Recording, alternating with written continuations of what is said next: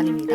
오늘은 제가 오랜만에 책 리뷰를 가지고 왔어요. 보통은 제가 책 리뷰를 라디오로 했는데 오늘은 직접 제가 가지고 왔습니다.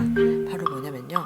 짜잔! 트렌드 코리아 2020. 이제 2020년이 2달이 채 안 남았잖아요. 제가 오늘 서점에 가서 트렌드에 관련된 책을 4권 정도 샀어요. 그래서 차례대로 한 권씩 소개해드리고 저의 총평을 모은 트렌드 특집 리뷰를 해보기 위해서 이렇게 카메라를 켜게 됐습니다. 마침 오늘은 매년 이렇게 책이 발행되고 나서 저자 직강이 있어요. 그래서 그 저자 직강을 또 듣고 온 직후여서 이 생생한 강의를 들은 후에 이 느낌을 바로 여러분들과 나누면 좋을 것 같아서 제가 메모했던 것들을 같이 보여드리면서 얘기하면 좋을 것 같습니다.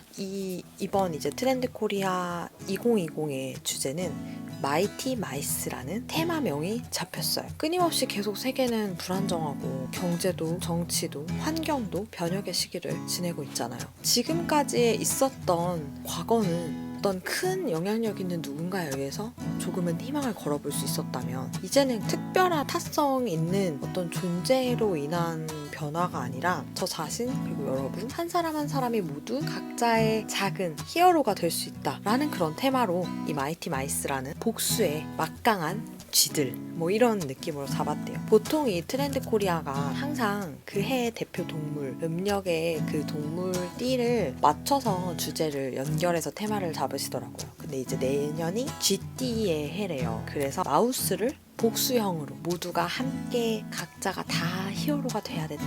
그런 작고 강력한 개인들이 만들어내는 변화 그런 의미를 담아서 주제를 잡은 것 같아요. 하나하나의 이제 그 철자에 맞춘 테마 10가지를 소개하고 있습니다. 하나씩 좀 소개를 해드려 볼게요. 첫 번째 테마는요. 멀티 페르소나라는 테마예요.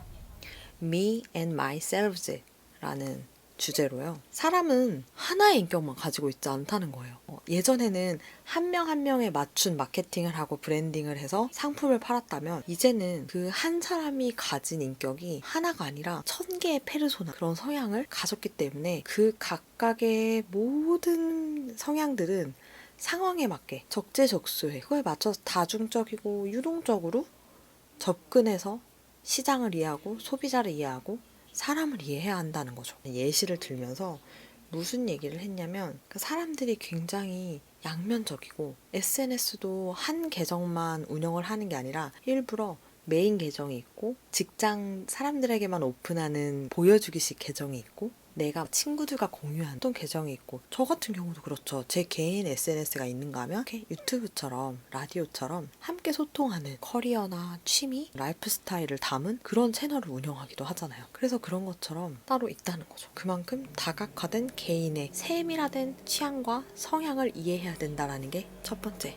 트렌드였습니다. 두 번째는요. 라스트 핏 이코노미라고 해서 고객의 마지막 접점을 노려라 라는 거였어요. Immediate satisfaction 이라고 해서 고객이 접하는 그 마지막 순간까지 신경 써서 만족을 주는 그런 것들을 하나의 트렌드로 얘기하고 있어요. 예를 들면은 마켓컬리 같은 브랜드가 뜨고 있는 이유도 단순히 그곳이 너무 많은 제품을 다양하게 다뤄서도 아니라는 거고 고객이 원하는 순간 서비스가 마무리되는 시점까지도 섬세하게 설정해서 그 사람에게 만족을 주는 하나의 경험으로 보는 거죠. 그래서 그러한 사람들의 성향을 인식하고 그런 트렌드에 맞게 사업과 회사의 운영을 쓰면 좋겠다라는 얘기를 전하고 있어요. 세 번째는요. 페어플레이어라고 해서 goodness and fairness 라는 키워드를 던지고 있어요. 더 이상은 공정하지 않는 반칙은 이 룰에서 허용되지 않는 거예요. 지금 사회적으로도 이슈가 많이 되고 있잖아요. 정말. 뭐 조국 사태도 그렇고 프로듀스 101 그 사태도 지금 비슷하죠. 사회적인 이슈를 막론하고서라도 개인 가정에서도 그렇고 학교에서도 직장에서도 공정성을 굉장히 사람들이 더 중요시하게 된다라는 거죠. 오직 수평적인 것, 공평한 것 사람들은 그것에 굉장히 중요한 가치를 점점 더 두고 있기 때문에 무언가를 예전의 기준을 삼아서 이건 의미 있는 거니까 너가 더 잘하니까 네가 해 라는 식의 애매한 분배나 업무든 과제든 모든 것들이 굉장히 페어하게 분배되어지고 역할이든 권리든 굉장히 공평하게 분배되어야 된다는 거예요. 그래서 그것들을 사업을 하실 때든 자기 개인 채널을 운영하시거나 팀워크로 뭔가를 하실 때에도 꼭 염두에 두셔야 된다는 거. 네 번째는 스트리밍 라이프예요. 스트리밍 서비스 많이들 이용하고 계시죠? 우리가 가장 쉽게 접했던 스트리밍은 사실 멜론이나 지니, 네이버 뮤직처럼 음악으로 시작을 했다가 지금은 유튜브, 다양한 영화, 밀리의 서재, 독서, 구독, 브런치나 퍼블릭 같은 것도 다 스트리밍, 구독에 대한 의미죠. 정보에 대한 것들을 넘어서서 우리 삶의 많은 영역들이 소유하는 게 아니라 경험하고 스트리밍 라이프 스타일이 삶의 영역의 전반에 파고들고 있는 거예요. 예전에는 이제 무형의 서비스에만 스트리밍이 적용됐다면 이제는 자동차, 가전, 인테리어 소품들, 살림살이 정말 소박한 하나하나까지도 이제는 스트리밍이 된다는 거죠. 소유를 하지 않는다 뿐이지 오히려 내가 더 많은 걸 경험해보고 싶다라는 욕심은 거의 최고조에 있다는 거예요. 그래서 경험에 대한 다양성에 대한 욕망이 최고치에 있기 때문에 이 스트리밍 경제가 더 계속 당분간은 활발할 거라는 거죠. 5번째, 초개인화 기술입니다. Technology of Hyper Personalization 이라고 나와 있네요. 사람마다 한 명의 사람도 그 안에서도 0.1명으로 세그멘테이션을 하는 거예요. 예전에는 분류를 할 때 10대에서 20대, 30대에서 40대, 서울에 사는 30대 여성 뭐 이 정도만 해도 되게 많이 세분화를 한 걸로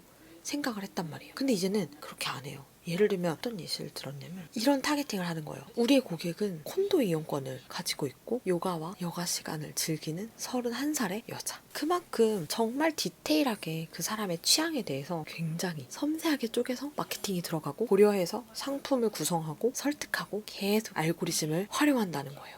이미 여러분도 이 초개인화 기술 알고리즘에 의해서 분석되고 파악돼서 그런 서비스와 광고가 이미 적용되고 있을 거예요. 그래서 예측 배송이라는 이야기도 나왔고요. 사람의 취향과 구매 시점과 구매를 고민하는 시간이 얼마나 걸리냐에 따라서 쿠폰을 발급하는 시기도 달라진다고 합니다. 그래서 그런 부분들을 우리도 이만큼의 알고리즘 기술이 발달했다는 거, 그리고 그런 정보화된 시대에서 우리는 어떤 걸 기회로 삼아야 될지 고민해봐야겠죠.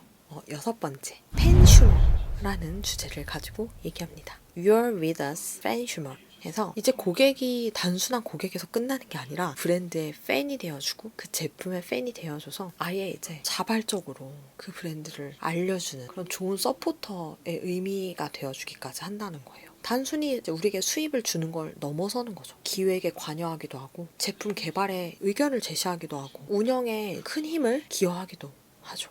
예시로 이제 뭐 여러 팬덤의 사례들을 언급하기도 하고요. 자세한 사례는 책에서 확인하세요.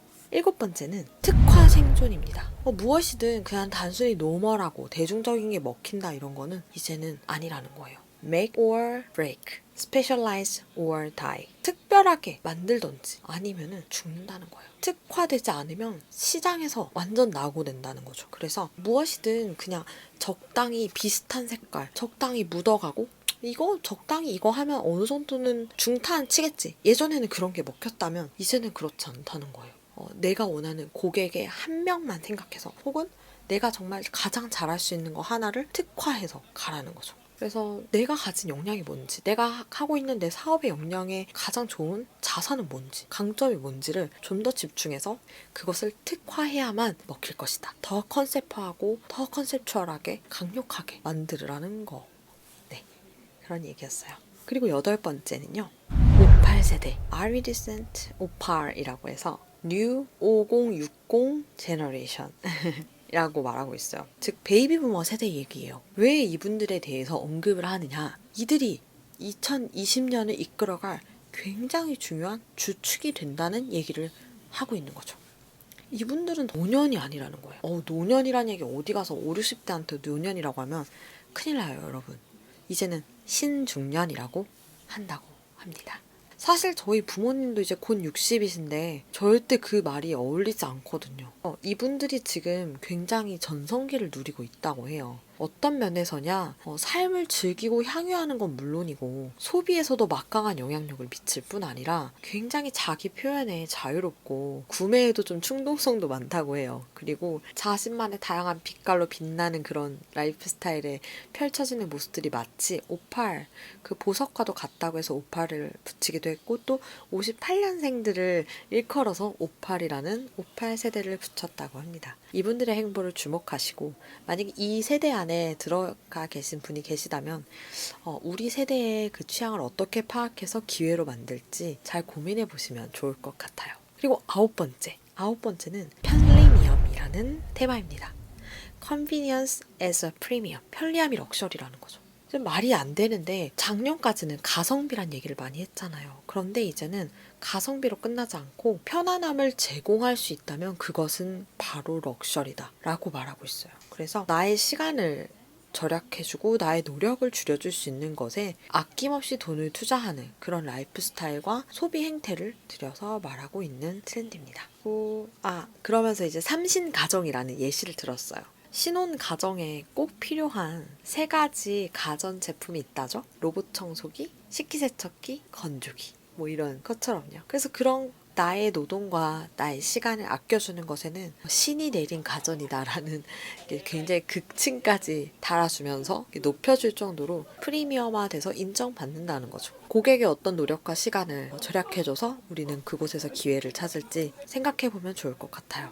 그리고 마지막 10번째, 업글인간입니다. 저희 더 나은 삶 연구소 채널과 굉장히 일맥상통하는 내용이에요. Elevate yourself 라고 해서 성공보다 성장하는 거, 어제보다 더 나은 삶을 사는 젊은 사람들을 일컫는 거예요. 단순히 어떤 스펙을 따내고 내가 여기 올라가야 돼, 나는 성공해야 돼, 엄청난 부자가 돼야 돼, 뭐 이런 게 아니라 어제의 나와 경쟁한다는 거죠. 보이지 않는 누군가랑 경쟁하고 막 이러던 거에서 조금은 나아가서 어제의 나의 삶과 오늘의 나의 삶과 비교해서 나는 어제보다 조금 더 나은 삶을 살았는가?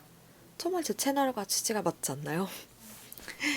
네, 그래서 단순히 직장에서 성공하려고 막 목매던 시기에서는 넘어서서 자신의 성장, 자신의 삶의 질을 높이는 그런 방향을 추구하는 트렌드를 담아냈다고 해요. 네, 이렇게 10가지의 트렌드를 한 번에 쫙 읽어봤는데 어떠셨어요? 어떻게 보면은 제가 너무 짧게 얘기해서 좀 헷갈리거나 어려운 내용이 있을 수도 있지만 그래도 이 정도 20분 정도 투자해서 책 한 권 읽는다, 들었다 생각하면 이 정도면 괜찮지 않을까요? 그리고 제가 오늘 책을 읽으면서 이런 내용을 봤어요. 되게 공감이 가서 사진을 찍어놨는데 뭐였냐면요, 여러분. 이제 책도 귀로 듣는 시대. 오디오북 시장이 커지는 이면에는 책을 들으면서 다른 일을 병행하거나 쉬기 위한 것도 있다. 독서에서 청소로 시장이 움직인다. 완전 나은 책방의 취지죠. 제가 책을 많이 들려드리곤 하잖아요. 이게 되게 고전적인 행위였는데 이제 다시 한번 트렌드가 되고 있다는 거예요. 저는 여러분들의 시간을 아껴드리고 노력을 아껴드려서 책을 대신 읽어드릴게요. 꾸준히 좋은 책으로. 그래서 여러분들은 앞으로 제 채널을 통해서 조금씩이라도 핫하고 또는 위로가 되는 혹은 되게 공감되는 그런 책들을 들으시고 또 공감해주시고 또 저의 행보도 가끔 응원해주시면 저는 더 힘이 나서 더 좋은 책을 많이 가져오겠죠? 네, 오늘도 들어주셔서 감사하고요. 저는 또 2번째 트렌드 책으로 가지고 올게요. 그때는 경제에 관련된 트렌드, 또 기술과 경제에 조금 더 포커스된 트렌드로 가져올게요. 세계 미래 보고서 기대해주세요. 그럼 안녕.